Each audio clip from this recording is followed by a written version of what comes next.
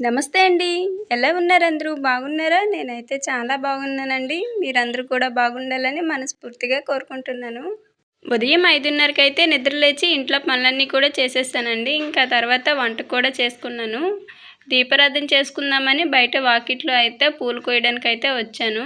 గులాబీ చెట్టు నేను ఊరెళ్ళొచ్చిన తర్వాత అయితే చాలా పూలైతే పూస్తున్నాయండి.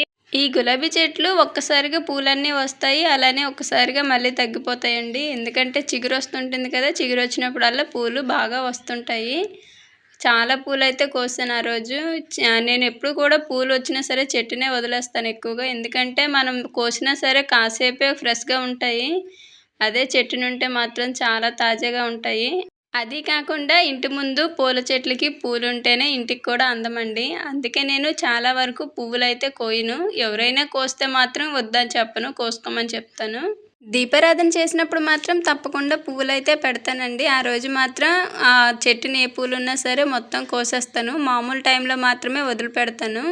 ఇంకా ఈరోజు మాత్రం గులాబీ పువ్వులు ఎవరు కూడా కోయలేదు. ఇంకా మొత్తం కూడా కోసి ఆ రోజైతే దేవుడి దగ్గరైతే అలంకరించేశాను. దీపారాధన చేసేటప్పుడు ఏదో ఒక పువ్వు పెట్టి చేసుకుంటే చాలా మంచిది. అందుకనే నేనసలు ఇంటి ముందు ఈ పూల మొక్కలు సగం నాటింది కూడా. ఇదివరకు చాలా ఉండేవి. కానీ మొత్తం కూడా తీసేసాను. ఇంకా నాటాలి. ఇప్పటికైతే ఏమీ నాటలేదు. మొత్తం కూడా నేలంతా కూడా ఖాళీగానే ఉంది.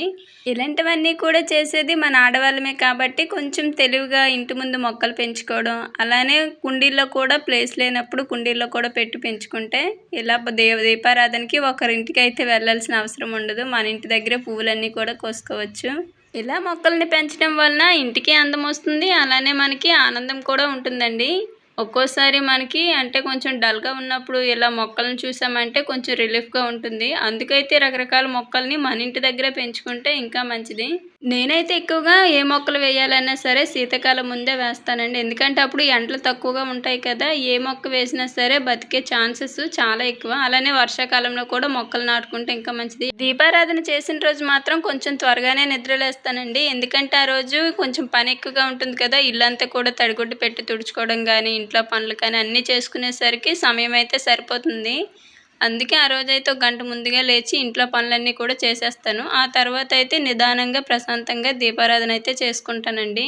అమ్మ వాళ్ళ ఇంటికెళ్ళి వచ్చిన తర్వాత ఇల్లంతా కూడా శుభ్రం చేశాను కదండీ! అలానే దేవుడి గది అంతా కూడా శుభ్రం చేసుకున్నాక ఇదే మొదటిసారి దీపారాధన అయితే చేసుకుంటున్నాను. ఇంకా ఇదిగోండి మొత్తం పూలన్నీ కూడా ఈ విధంగా అలంకరించేసి దీపారాధన అయితే ప్రశాంతంగా ఆ రోజైతే చేసుకున్నానండి.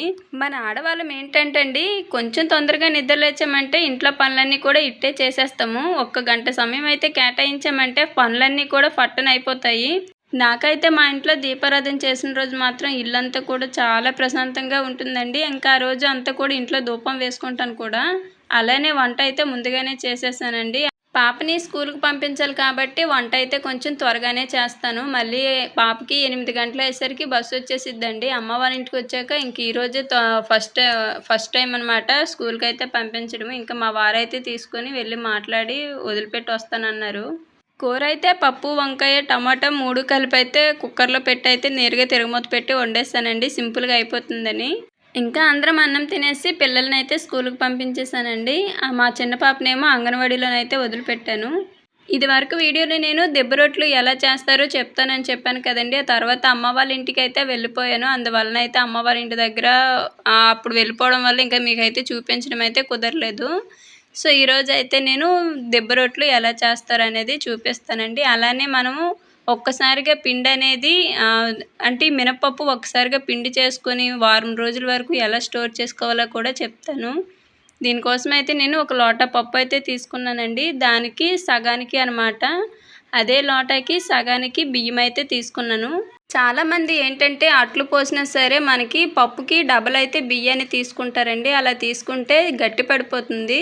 అలా కాకుండా ఇలా మనం తీసుకునే పప్పుకి సగం బియ్యం తీసుకున్నామంటే కరెక్ట్‌గా సరిపోతుంది. సాఫ్ట్‌గా ఉంటది. మనం ఏ టిఫిన్ పెట్టినా. ఇంకా నేనైతే 2 అవర్స్ తర్వాత అయితే ఇదిగోండి పప్పంతా కూడా నానిపోయాక ఈ విధంగా అయితే కడిగేసుకుంటాను.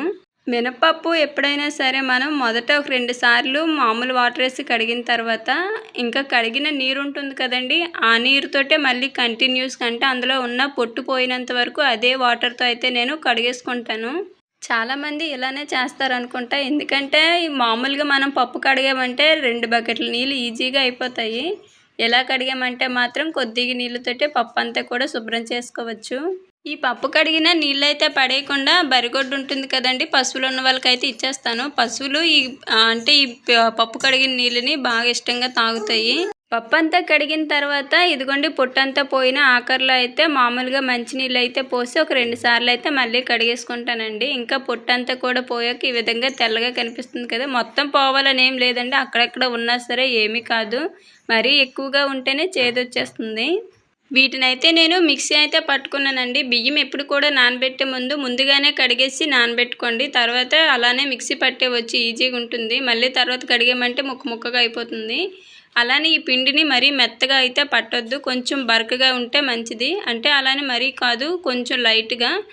పిండినంతటిని కూడా ఈ క్యాన్లో వేసుకున్నాను కదండి, దీనిలో అయితే నేను ఉప్పు వేసుకోలేదు. ఉప్పు వేసుకోకుండా మనం ఇలా ఎంత పిండినైనా సరే పట్టి స్టోర్ చేసుకున్నామంటే ఎన్ని రోజులైనా ఉంటుందండి. దీన్నైతే ఫ్రిడ్జ్లో మాత్రమే ఉంటుంది, బయట అయితే మాత్రం పుల్లాసన వచ్చేస్తుంది. ఇంకా ఉప్పు కలపకుండా నేనైతే ఆ పిండినంతటిని కూడా ఫ్రిడ్జ్లో పెట్టేశానండి. కొంచెం అయితే గిన్నెలోకి తీసుకున్నాను కదా, దీని వరకే అంటే ఇప్పుడు వండుకునేంత వరకు అయితే తీసుకున్నాను. దీనిలో కొద్దిగా సాల్ట్ అయితే కలుపుకొని ఇప్పుడైతే దిబ్బ రొట్టెలు అయితే వేసుకుంటానండి. ఈ దిబ్బ రొట్టెలకి మనకి కొద్దిగా ఆయిల్ అయితే ఎక్కువే పడుతుందండి. చాలామంది అంటే ఈ రొట్టెలు కూడా కాల్చే విధానంలో చాలామంది చాలా రకాలుగా అయితే చేసుకుంటారు. నేరుగా ఇందులో మనము కొద్దిగా ఆనియన్స్ కానీ, జీలకర్ర, అలానే కొత్తిమీర ఇలాంటివి ఏవైనా సరే వేసుకొని కూడా వండుకోవచ్చు. నేనైతే ఇక్కడ మీకు ఉత్త పిండితోనే ఎలా వేసుకోవాలో అయితే చూపిస్తున్నానండి. నేనైతే 4 గరిటెల వరకే వేసుకున్నాను. అది ఇంకా మీ ఇష్టం అనమాట. ఎక్కువ పిండి వేస్తే కొంచెం టైం ఎక్కువగా పడుతుంది. దీనిని ఒక 10-15 నిమిషాల వరకు స్లిమ్లోనే పెట్టి ఉడికించుకోవాలండి. ఇలా ఆయిల్ అనేది కొద్దిగా చల్లబడుతున్నట్టు అనిపించినప్పుడు రివర్స్ చేసుకోవటమే. నాకైతే ఈ రొట్టెలు కొంచెం క్రిస్పీగా ఇలా బాగా వేగితేనే ఇష్టం అండి. మనం ఇడ్లీకి పిండి కలుపుతాం కదండి రవ్వ వేసి, ఆ పిండితో కూడా ఇలా దిబ్బ రొట్టెలు అయితే చేసుకోవచ్చు. ఏమీ లేదండి, ఒక 4 గరిటెలు పిండిని అయితే ఇలా వేసుకుంటే మందంగా ఉంటుంది కదా, అలా దిబ్బ రొట్టె. కాకపోతే మనకి ఎక్కువ బలంగా ఉండేదైతే అంటే మనకి బలాన్ని ఇచ్చేదైతే ఇదేనండి. మాకైతే ఇవి ఎక్కువగా ఇష్టంగా చేసుకొని తింటారు. ఈ దిబ్బ రొట్టెలు అనేవి కాళ్ళ నొప్పులు అలానే నడుము నొప్పికి బాగా పనిచేస్తాయండి. రోజు తిన్నామంటే ఖచ్చితంగా నడుము నొప్పి అయితే తగ్గుతుంది. ఎందుకంటే ఇందులో మినువులు ఉంటాయి కదండి, మినువులు అనేవి మనకి చాలా బలాన్ని ఇస్తాయి. రోజు ఇలా రొట్టెలు కాల్చుకొని తిన్నామంటే మన ఆరోగ్యానికి కూడా చాలా మంచిది. నేనైతే వీటిని కరెక్ట్గా 3:30-4 గంటలకి మధ్యలో అయితే చేస్తానండి. ఎందుకంటే ఆ టైంలో తిన్నామంటే మళ్ళీ నైట్కి 7-8 గంటల నుంచి అయితే భోజనం చేయడానికి వీలుగా ఉంటుంది. ఆ టైంలో అయితే ఎక్కువగా ఈ దిబ్బ రొట్టెలను అయితే చేస్తాను. ఎంత మెత్తగా వచ్చిందో చూడండి, ఒక మినీ కేక్లా ఉంది కదా. సో ఈ విధంగా అయితే దిబ్బ రొట్టెలను అయితే చేసుకోవాలండి, చాలా సింపుల్. అలానే ఒక్కసారి పిండి పట్టి ఉంచామంటే ఫ్రిడ్జ్లో పెట్టుకుంటే వారం రోజులు వస్తుంది. కాకపోతే సాల్ట్ అయితే కలపకూడదు. సాల్ట్ కలపకుండా పెట్టుకున్నామంటే వారం రోజుల పైనే వస్తుందండి. పిండిని ఎంత సాఫ్ట్గా కలుపుకున్నామంటే రొట్టె అనేది అంత సాఫ్ట్గా వచ్చిద్దండి, అదొకటి గుర్తుపెట్టుకోండి. అంటే పిండి అనేది మనము గరిటెతో ఇలా తీసేటప్పుడు జారుతున్నట్టు ఉండాలి, అలా ఉంటేనే మనకి రొట్టె అనేది చాలా సాఫ్ట్గా ఉంటుంది. మనం మన ఇంట్లో ఉన్న వాళ్ళ ఆరోగ్యం కోసం ఎన్ని జాగ్రత్తలు తీసుకుంటాం చెప్పండి. అలానే అప్పుడప్పుడు ఫుడ్ విషయంలో కూడా ఇలా హెల్దీ రెసిపీస్ చేసి పెడితే వాళ్ళు ఇష్టంగా తింటారు. అలానే ఆరోగ్యానికి ఆరోగ్యం కూడా ఉంటుంది. నేను చెప్పిన కొలతలతో ఒకసారి తప్పకుండా చేసి చూడండి, ఇంకా మీకే రిజల్ట్ ఎలా ఉంటుందో తెలుస్తుంది. అలానే ఇంట్లో వాళ్ళు కూడా ఇష్టంగా తింటారు. అలానే ఇంకా సాయంత్రం చేసి అయితే పూలు కోయడానికి అయితే మల్లె తోటకైతే వచ్చానండి. నేనైతే మాత్రం ప్రతిరోజు కూడా ఏదో ఒక సమయంలో మాత్రం అంటే మా చెట్ల దగ్గరికైనా లేదా ఇలా పూలు కోసుకోవడానికైనా వెళ్తానండి. ఎందుకంటే ఉదయం నుంచి సాయంత్రం వరకు మనకి ఏదో ఒక పని ఇంట్లో ఉంటూనే ఉంటుంది. కాసేపు ఇలా బయటకు వచ్చామంటే ప్రకృతి మధ్యలోకి కొద్దిగా మన మైండ్ అనేది రిలీఫ్ అవుతుంది. అలానే పద్దాక ఇంట్లో ఉండేదానికి కొద్దిగా చేంజ్ కూడా వస్తుంది. ఎందుకంటే ఎంత కాదనుకున్నా మనం కూడా మనుషులమే కదా, పద్దాక ఇంట్లోనే పనులు చేసుకొని ఉండాలంటే ఎలా. కాసేపు ఇలా బయటికి వస్తే కొంచెం మనకి ప్రశాంతంగా ఉంటుంది. ఫైనల్గా మీకు ఒక మంచి హెల్తీ రెసిపీ అయితే చెప్పానండి. మీరు కూడా ట్రై చేస్తే మాత్రం ఎలా వచ్చిందో నాకు కామెంట్లో అయితే చెప్పండి. అలానే ఇవాళకైతే ఇదే వీడియో అండి. మరో మంచి వీడియోతో మళ్ళీ కలుద్దాము. కొత్తగా ఎవరైనా మన ఛానల్ని చూస్తే సబ్స్క్రైబ్ చేసుకొని సపోర్ట్ చేయండి. అలానే ఈ వీడియో మీకు నచ్చిందో లేదో కూడా చెప్పండి. వీడియో నచ్చితేనే లైక్ చేయండి. మరో మంచి వీడియోతో మళ్ళీ కలుద్దామండి. ధన్యవాదాలు.